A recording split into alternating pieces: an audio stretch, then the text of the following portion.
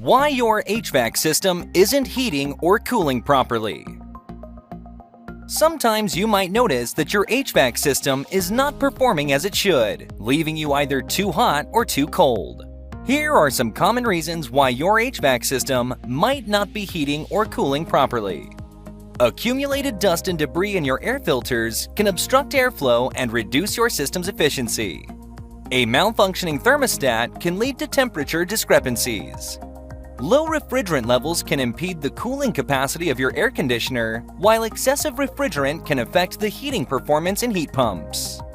Leaky or poorly insulated ducts can cause conditioned air to escape, leaving rooms with uneven temperatures. If you're facing heating or cooling issues, it's crucial to address them promptly. For professional assistance and reliable HVAC services in Indianapolis, Indiana, contact Pro Comfort Heating and Cooling. Call 317-827-7143 to schedule your service today.